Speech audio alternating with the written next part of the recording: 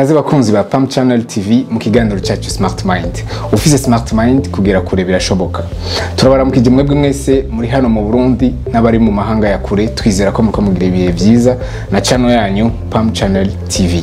Uno munsi mu kiganiro cyacu Smart Mind tuza kuyaga kuvyerekeye abakenyezi biyungunganya bari bafise ivyangombwa byose kugira bashobore kurondera ubuzi bicare mu mabiro nk'abandi hama baheze byityo ko bateye imbere nkuko dukunda kubivuga. Ariko no munsi twatumiye abakenyezi bashoboye kuba bafise ivyo byose dushobora kuvuga ko byari kubatuma baronka bwabuzi bwo mu mabiro, ariko bahitamwo kwikorera ivyabo. Uno munsi barahuye na byinshi mu rugendo rwabo bagize. Mbe ugo rugendo rwabo vyagenze gute, nizihe namba bahuye nazo gushika uno munsi bariko bavyitwaramwo gute? Kaze mu kiganiro cyacu Smart Mind uno munsi n'abatumire bacu, ndizera neza ko baza kutubwira byinshi biza kubashika kunyota binatwigishe byinshi twese. Murakoze. Reka duhere ku mutumire wacu wa mbere, ni Linka Nahimana, akaba ari we arongoye akaba yanashinze Linka Makeup Studio. Kaze Madame Linka. Murakoze cyane Brandi, ni sawa? Yego meze neza ndashima. Umutumire wacu wa kabiri ni Madame Floriane Nkurunziza, akaba ari we yashinze anarongoye Mia's Collection. Kaze Madame Floriane. Merci Brandi. Nizera ko muguwe neza, merewe neza. Yego cyane. Turishimye cyane kubagira uno munsi mu kiganiro cyacu Smart Mind, aho tugomba kuyaga ku ma challenge mwese musa n'abafise ikibahuza mu byo mukora, nuko mwari mufise ya statut, mwari mufise za mpamvu zose zo kugira ivyo abantu bakora bita ko ari ubuzi bwiza, ariko uno munsi mwahisemwo kwishingira ivyanyu. Ico nico kibazo numva cyambere nshaka kubabaza, ariko imbere yaho shaka umwe wese atwibwire kugira bashobore kumenya parcours mwagize n'impamvu nyamukuru mwahisemwo, mwagize amahitamo mwagize uyu munsi. Mpereye kuri Madame Floriane. Madame Floriane ninde? Madame Floriane ni umumama w'abana batatu, sigaranyo babiri, umwe ntakiriho. Niwe yananyispiye kwita ivyo nkora Mia's Collection, yitwa Mia. Nkaba nkora ndashona, mfise umwuga wo gushona impuzu z'abana, spécialement impuzu z'abana, kubera ko byanjemo maze kwibaruka. Naje gusanga i Burundi abantu baza nko kuturaba, abantu twibarutse ku wa mu gigwa witwa kwibarutsa. Naje gusanga ibintu batanga la plupart jewe nkandi ivyo bampaye vyari ibintu soit fabriqué en Europe canke hafi Kenya canke Uganda. Donc ndavuga ni nanje nisuzumye nsanga nanje mu buto bwanje sinigeze nambara nk'igitenge. Ndavuga ni kubera iki ntohindura ako kantu nkeye impuzu z'abana z'ibitenge, abana bakure bambara ibitenge, abana sinzi ko murabona nko muri Nigeria usanga guhera ku mwana wo hasi gushika kuri papa bose bambara ibitenge, kitenge style. Ego hama ndakora n'utundi tuntu a partir nabitanguye a partir ya madeshe nasigarana biti bitepe, ntangura gukora udushugwe. Ego n'ibintu byo muri byo bunza. Ariko ndaza kugaruka gatoyi, reka twakire na Madame Linka Nahimana, benshi bazi nka Linka Makeup. Linka ninde kubatamuzi? Linka Nahimana mon maman, w'umwana, une fille de 1 année et demie. Nkaba mariée. Ça va faire maintenant 2 ans que je suis mariée. Nagize nalonse licence en business administration kuri International Leadership University hano i Bujumbura. Hama Linka Makeup nayitanguye muri 2014, mbwa sinayitanguye ibintu biserieux, yari juste ibintu byo kuronka argent de poche yo muri weekend. Hama petit à petit birakura, me voilà ici devant vous. Voilà, tumvise mwese ko murafise amashiramwe mwashinze. Floriane, wowe turumvise ko kugira utanguze gukora ivyo ukora uno munsi byavuye ku kibondo mwabuze hama uno munsi murashinga ishirahamwe ariko ntiwatubwiye mbe background yawe academic ibe bihari imeze gute?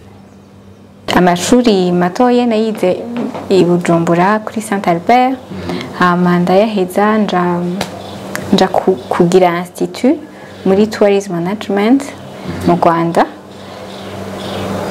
hanyuma sinashoboye kubandanya uko nabishaka nca ndarongorwa ego turumvise mwese urafise amashuri wize ya kaminuza Linka arafise ayo yize ya kaminuza uno munsi mbe mwese ivyo mwize n'ivyo mukora mpereye kuri Linka.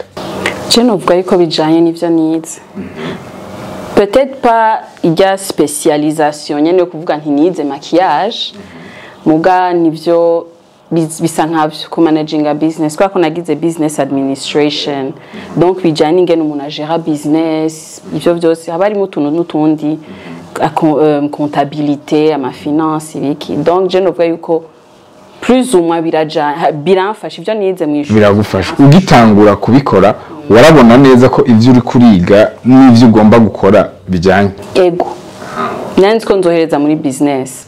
Okay namwebwe madame Bebina mwize ivya tourisme ariko no munsi muri mu gushona ari cyo bibafasha ivyo mwize n'ivyo mukora hari cyo bibafashamwo mu kazi kanyu ka misi yose? Nk'umwuga wo gushona no mugabo wo gutwara kugira entreprise birimo ko makuru ya tourism management navyo harimo management harimo ingene ushobora kujera twarigamo marketing twarigamo ama comptabilité byose donc naho uba wize ikintu kitajanye kuko amakuru akenshi usanga hari n'ibintu byinshi usanga nawe ukorera icawe usanga hari ico bigufashamwo selon y'ivyo wize. Ama murahejeje amashure Madame Linka Makeup igicapo wari ufise uno munsi nico ufise? Oya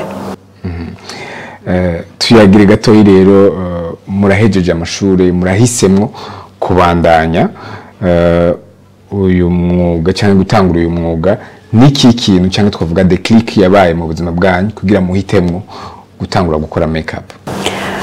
Wanashaka ivyo gutangura gukora makeup nabitanguye nkiri muri université nari muri cours ya entrepreneuriat twigishwa n'umukenye yari très passionné na business yaguma tubwira ni murakwiye gutangura kugira utuntu twiwanyu on the side mwizere kuzoronka akazi kubera ko abantu bose murabona amashuri yose hari muri kino gihugu bose bizeye kuronka akazi mwese ko mwese muzokaronka sinibaza donc guhera ico gihe navuga eka je nzokore on the side nyene muzosaka business ndoca nkora muga nzi neza ko nzoronka akazi je niko nabibona nenzi ko à la fin de mes études nzoronka akazi muga mfise nkako kama argent de poche vya make-up ima argent de poche muri weekend mais avec la réalité narabonye ingene abantu bamerewe mu kazi benshi at least abari autour yiwanje baguma bidoga shavuga eka basije ngerageza imyaka 2-3 mbonye vyanse je nzogena saba akazi muga me voilà n'ubunye ndika ndacarinda kusaba nyuma y'imyaka ingahe? Ico gihe ari 2016 yego deja imyaka itari mike. Madame Floriane mwe namwe byagenze gute? Muratanguye murubatse mwatubwiye muringiye gutanga barabizi deja ko mufise amashuri mushobora gukora kandi kazi ariko muratanguye gushona byagenze gute? Abantu babarabishije navuga ko jewe d'abord kwera nashitse mu rugo nshika mvyara ntangwa kuja muri struggle ko yaraciye ngwaza umwana naje kwiretrouver après niho mvuga naje gutangura kwiretrouver mbega sinkora nta ko nagize tourisme ndagerageza gusaba stage muri Touriste du Burundi gabo nta espoir y'akazi ntayo nabona hama niyo nicaye nkiyumvira gukora comme namye ndi passionné kuva kera cyane mfise passion yo gushona kuva kera namye mfise n'amakaye yanje yose hama harimo amadesin y'impuzu. Watubwiye ko waciye utangura gushona impuzu z'abana bakiri bato, mbe mwabitanguye mubona isoko cyangwa nta soko mwabona? Parce que mwabikora muvuga muti mejeje kubura umwana reka basi shone impuzu, isoko mwarayibona? Oya, jewe si voulais kumwitirira ivyo nkora vyaje mu nyuma. Avant nabitanguye nka occupation, nabitanguye niga imashini. Tout d'abord ni jana nayigishije, ni cadeau naronse ya mon père ngira mariage. Kubera yarabizi kuva kera, narigeze no kubabwira ati j'arrête les études, je veux faire la couture, akambwira ça va.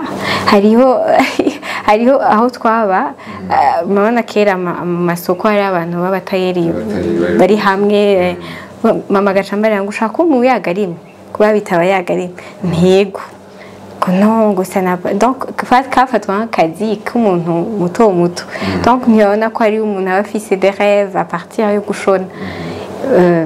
Nkacamba bloqué mais mu mutwe wanje iyo rêve narayirota vraiment. Ego ni passion que oya vraiment nivyo kurondera akazi si vous voulez nta stress bigeze bintera, nta kuvuga ngo nahejeje mvuga ngo je suis vraiment navuga ni kambanze ni découvrir ce que j'aime, ce que j'ai toujours aimé. Et que j'ai commencé dans ce sens.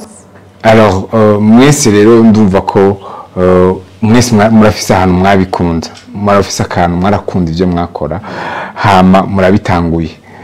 Ntizahe ntambamye za mbere mwatanguye guhura nazo mpereye kuri Madame Linka? Uratanguye challenge zari zahe? Challenge hanini yari deja kuvyumvisha mes proches, notamment mes parents, abo tuvukana, et bien sûr n'abagenzi bamwe barandaba de travers, bakavuga vy'ukuri kumakiya abantu, wariza amashuri uragira vyose kugira uherere kumakiya abantu. Iyo yari challenge niminya cyane, je dois dire ego. Mais la chance que j'ai eue, quand même, je dois le soutenir, nuko un moment abavyeyi barabitahuye bavuga ni eka uyo onye tumuhe umwanya wiwe turabe bikunze tant mieux, bidakunze op gisagazi kwa kwanje. Hama niki ikintu cyashoboye kubaha ingufu? Les mêmes personnes kwa ko nibo baca banshigikira. Ego bavuga ni Linka ko tuza kumaramara ngo dufise umuntu byanse kariye yiwe yanse nibo bace batangura kunsuka. Kiretse abavyeyi muri wewe ni giki cyagusunikira izo nguvu en dépit des études wari wagize ya statut wari ufise muri mu kibano, ni iki cyatuma uvuga ati kutke kut ntegereza kubandanya makeup? Nyene bya bindi nati wanashaka ikintu cyatumye je nkuma mbandanya yari kugira abantu ntibazoze mu nyuma ambwira twari twakubwiye gushika kuri uno mwanya nivyo ngenderako pour prouver les gens yuko non c'est faisable. Kwako n'abandi mu bindi bihugu barabigize kandi mu bindi bihugu si kure, ni ngaha mu Rwanda, ni muri Tanzania, ni muri Kenya, ni mu Uganda, abantu vyitwa ko dusangiye imico barabishobora bayabayeho kuri iyi myuga twebwe tubona mengo n'utuntu dutonya. Yego gomba ngaruke gatoyi kuri Madame Floriane nawe hariho icyatumenya mukuru mutangura mu go gushona mwarabikunda mais hajamwo akuka iyo histoire ibabaje yo kubura umwana, ariko nawe nyene est-ce que niyo uno munsi gituma mubandanya cyane hari ikindi kintu mwavye kudécouvrir après kibatuma mugira izo ngoga zo kubandanya? Icatumye tout d'abord nibaza cyane ku by'abana nuko kuntu nabona ku masoko n'abadandaza impuzu z'abakuze, donc nico camotiviye cyane cyo kuba numva shaka tout d'abord ndumuntu nkunda abana cyane, et du coup navuga ndakunda ko umwana yambaye neza, nkavuga ni umwana aje ku ishuri yambaye ikintu c'igitenge je nk'abana banje ababazi antuka guhera kuri ndafise n'amafoto guhera kuri binane yambara igitenge donc arafise chaque fois arafise akantu k'igitenge aja kwishura arambara agakabu aga t-shirt k'igitenge Mia's collection yambara Mia's collection yambara donc bavuga ngo la charité bien ordonnée commence chez soi et soi-même donc experience nanje kuyigira kuri jewe nkumva yuko bindyoheye nkaca mbandanya bikame n'abantu je novuga ko abantu baranyuguruye nari mfise ubwoba n'abantu baragushigikiye hari abambarira ati none wewe je ntaho navyigiye by the way imashini naravyutse ndaja kuri YouTube navyigiye kuri YouTube ndaja ku matuto yo kuri YouTube ndiga ingene nari mfise imashini electrique nagomba kuyimonta ndiga ingene bayimonta ndiga ingene bayishira mu runyuzi tu hama nkakora akantu kamwe mama agata uri sûr oya hari umuntu wamagaye no nije nagakoze donc bigaca bimpingufu ko amambwira ati vyakweri urabishoboye yego bon haca nguma mbandanya nkise ya modele nkasanga iracuritse donc mugabo nkagoma nese ya ego merci hama mwese murarengeye izo ntambamyi hama nashaka kumenya naho mu gukora kwanyu ibikoresho mu gutunganya ibikorwa ingorane nazo z'akazi mukunda guhura nazo niziye zihuye n'akazi turetse iby'abantu amaprejije y'abantu mais pratiquement iyo muriko murakora umwuga wanyu ntizaye ingorane muhura nazo wanashaka bihera nyine kuri ya mentalité y'abantu les préjugés ingorane tuca tugendamo matériellement et tukwera déjà même les produits le matériel dukeneye kugira tu délivre les standards z'ahandi ntazo bazana donc tuja mu kugwana kubirondera hanze ku mahera dashobotse kugira bidushikire nindi ngorane donc il y a ça déjà kurondera matériel l'expertise turinda kwironderera hanze canke kuri YouTube nga ntibiba bikwiye ukeneye kubonana n'abantu by'ukuri babizi si nkuko par exemple ino haza abantu bavuye hanze bakaza guforma abantu muri customer care muri journalisme twege ivyo nta numwe turonka duforoma ni kubwiwacu turigwanako iyindi ntambamye novuga yuko kubishira ça tourne autour ya mentalité kubishira mu bantu kuvuga yuko uno munsi jewe ndabitse amahera nza kuriha link kwera ko ni service nkeneye nayibuze donc nta choix mfise atari kugenda nivyo deje umuntu uramugira un prix akacaza abwira ngo yaye ngo fata ya anye ni challenge ikomeye cyane kwa ko je niwo uwo mugani umbeshejeho c'est ma vie ubu hoho ndafise n'abassistante nabone elles ont des familles à nourrir nabone urumva il faut ko abantu batahura ko iyi myuga ari gushona ari ku videographe ari kugira maquillage ari kugira photographie ni ibintu banakwiye gufata ubusera hari abantu bagifise uno munsi icyumvire cyuko umuntu afise akazi cyangwa umukenyezi afise akazi nujya yicara mu biro ashobora kuba ari mu biro vyiza biri bien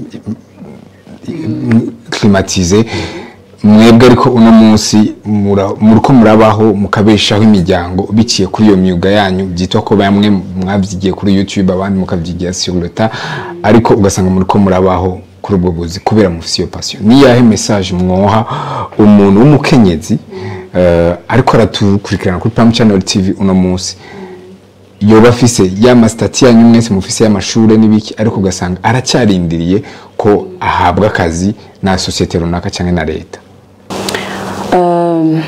kubisanzwe sino janga ngo ndabadécourage kwa ko twese nduse destine imwe muga vy'ukuri uvyiyumva nko muri wewe ukabona yuko ahantu uri ce n'est pas ta place muri wewe urabizi umaze kona ko ce n'est pas ta place definitely urazi utegerezwa kuhava utangure ta passion vivre de ta passion yego Madame Bebina namwe impanuro ni yahe je novuga tout d'abord mpereye kuri expérience nagize numva mbega ça va être pareil n'ivyajeje kuvuga umuntu wese yo kwimenya akamenya mbega je nshaka iki, mbega je nkunda iki, mbega ni ko nakuze bambarira ngo uko wiga iki, hari n'abo baforsa kwiga iki, ugasanga papa s'il est médecin tu dois être médecin, si maman elle est comme ça elle t'inspire, elle te dit gira iki, donc ugasanga mbega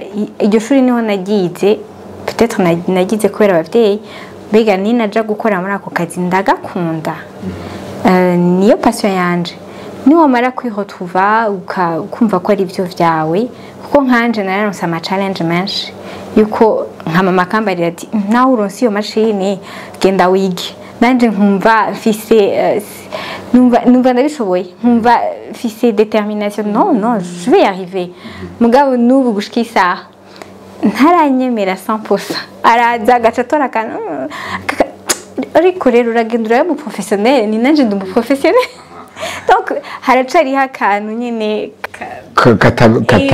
arabisha ijisho, nta nuko kazobura, ahubwo niko kaguha inguvu yo kubandanya, yo kuguma uvuga ati non je dois leur prouver que ils ont tort, malgré ça la demande iraza barabigura. Mwese murubatse mufise abana mu rugo, abashinga nahe mu rugo, bimeze gute kuba umukenyezi entrepreneur n'urugo mubitunganya gute? Jewe nihereye ko déjà d'abord c'est pas facile kubera ko ubu unye production ndayikorera iwanje, hama nkaba mfise na point de vente, kuba nkorera iwanje rero mbega namafise umwanya w'ibintu byose. Par exemple nk'umuvyeyi ashobora kumbwira ati ntanambaze burafise umwanya, oya uragenda ugura iki kintu, ok, donc je considère que ushobora kuba uri ku kazi by'ukuri, donc surtout umuntu akorera muhira.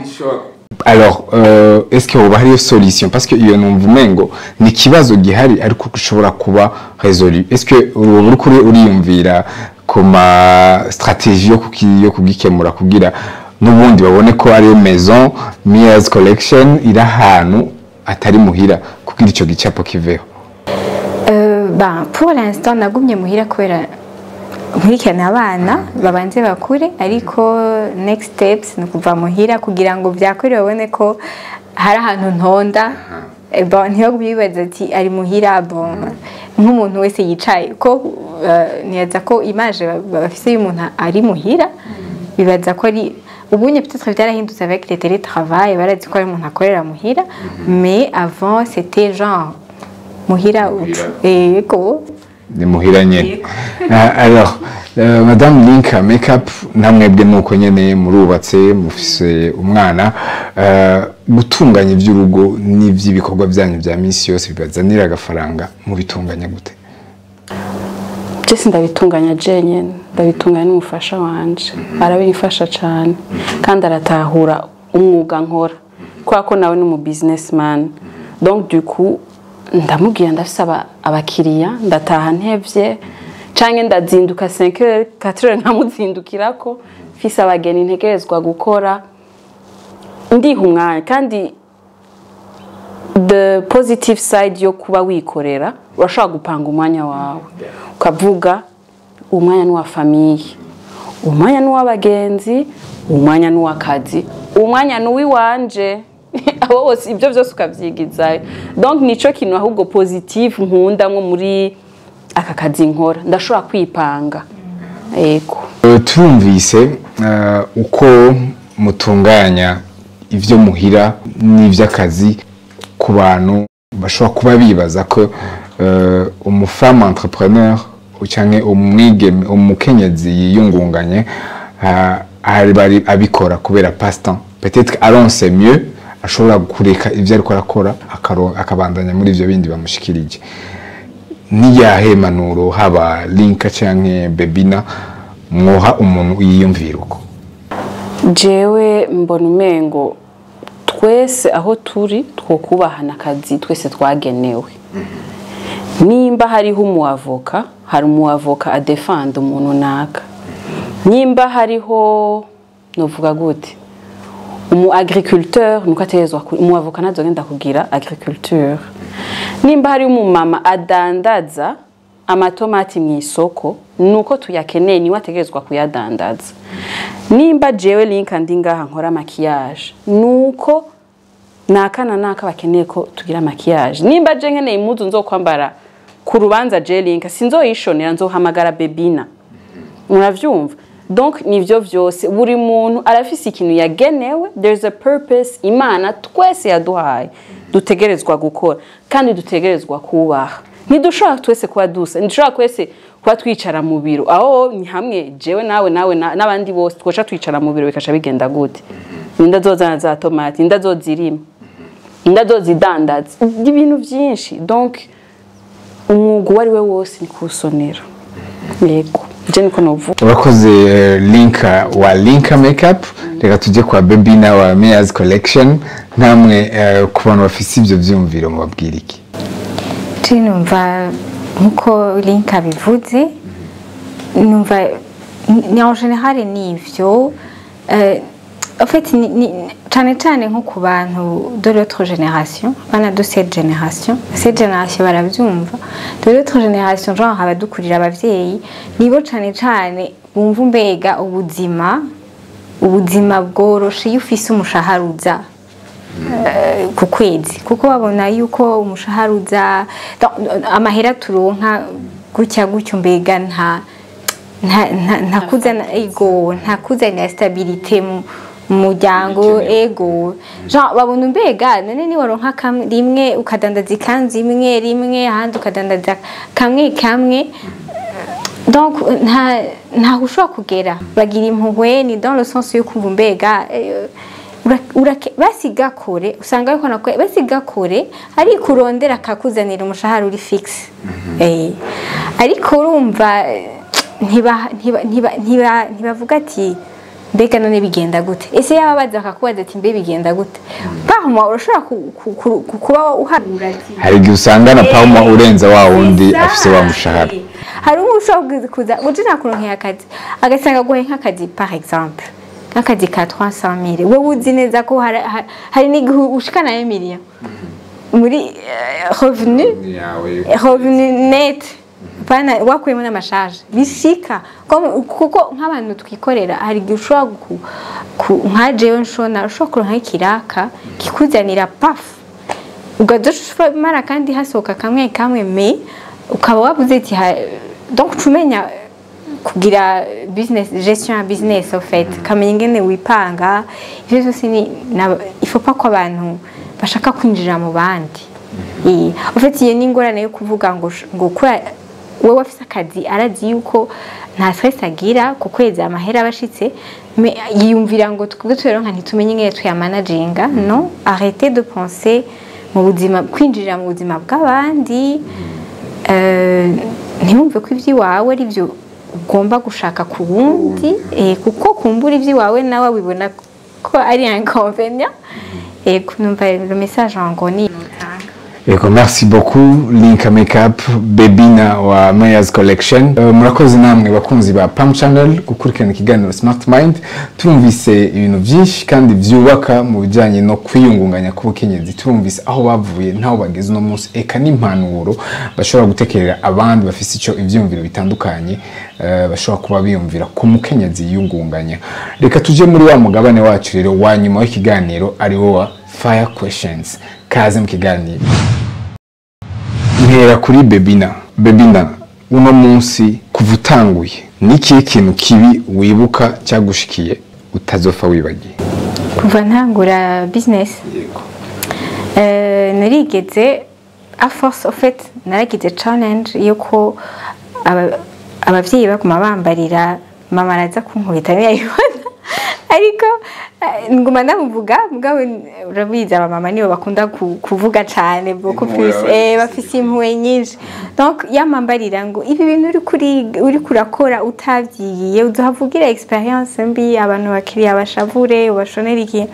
Yari experience mbi nagize narashoneye umuntu zari impuzu z'abana ndabashonera baza kuzipima hama hajama akadefo umuntu yabaherekeje arabwira ngo kuniza urubanza ngo urazishe. Donc à chaque pression atanga kuntuka vraiment hama je mfise ishavu numva mbega ca ndagenda muri Avenue de la Mission ndamugurira ati ca ndayimusubiza ntushobora kubandanya ni experience ntashobora kwibagira. Merci beaucoup. Hama namwe Linka Makeup niki kintu cyabashikiye kuva mutanguye gukora makeup gushika no munsi mutifuza ko cyosubira gushika? Ni vyinshi. Kimwe kiruta ibindi. Dukuyemwo abakiriya bahandlinga bagufata nabi nkuko iconye tugikwiye ko iconye ntaco nifuza mais malgré ça kichama kiba. Ikindi nuko à un moment quand même financièrement ça n'allait pas du tout. Kwa ko byari bishasha kuri jewe gukora business shasha kumenya ni okay ama dépenses nuku ku restockinga kugira ibiki loyer gestion yavyo malgré quoi wabyize haraza rero no kuvyigira sur terrain. Donc iyo niyo experience nkitangura vraiment iyo ntayo nifuza kugaruka. Merci. Là c'est le côté négatif twahereye ko mwatubwira le positif nayo imwe yabashikiye kuva mutangura gukora uno munsi ibatera intege uvuga ati kutnabiza kubandanya kubera hari ico nabonyemwo gishobora kugaruka kandi ciza. Mpereye kuri Linka niki n'aba client bari amazing uko ari abantuka hariyo n'abandi praising bakambwira bakantera intege bakambwira no imuka mperuka kwimuka imukugire studio nini twe tuzokugwa inyuma bakanterera bakanzanira ama produits ibi aba client biwanje they amazing kandi buri munsi nguma menya n'abandi tumenya harimo nabavuyemo barabinshuti. Donc pour te dire mes clientes niveau mon positif ahanini yego. Namwe Bebina ikintu ciza pour l'instant ni kintu yewe leta ariko nanje ni yo contexte n'aba client baza bakakubwira ati wow byari biryoshe byari bisa neza bakandungikira ifoto ati baryohewe kubera ko ndabikunda donc bimpa ingufu yo kwavansa ego. Murakoze cyane kuri kino kiganiro cyiza muduhaye. On espère bien que abaza kugikurikirana haba vos clients baraza kubona combien de fois muri reconnaissant. Je ni kintu personnellement shimye nindindiriye ko muza kumbwira ikindi kintu ariko ko mari les clients nibo bazana kakantu twese tuba dukeneye kazana le sourire à la fin. Tubifuriza kubandanya mutera imbere haba Linka Makeup haba Mia's Collection mubandanye mutera imbere hama mukomeze kuduha service nziza. Murakoze cyane Bebina, murakoze cyane Linka kuba mwaduhaye umwanya. Murakoze cyane kuba mwadutumiye muri Smart Mind. Pam Channel TV, merci encore pour nous donner cette opportunité. Merci. Ego murakoze cyane Smart Mind nakantu antuka ubu ngenderako n'ushavuje tuzabwa ni Smart Mind. Voilà nkuko tubivuga office Smart Mind kugera kure birashoboka tubifuriza kugera kure. Dushimira abakunzi ba Pam Channel TV abakunzi ba Smart Mind mwashobora gukurikirana kino kiganiro babatumirira abashaka gusigwa neza bakabegwa gutumbera muri Linka Makeup abashaka nabo kwambika abana neza bakabegwa gutumbera Mia's Collection kwa Bebina. Merci beaucoup izoba ari muzoba muteje imbere abana b'igihugu n'umukenyezi muri rusangi ariko ari yungunganye no munsi. Gumana na Pam Channel TV duhusubire duhure mu ndwiza mu kindi kiganiro nkiki. Murakoze cyane.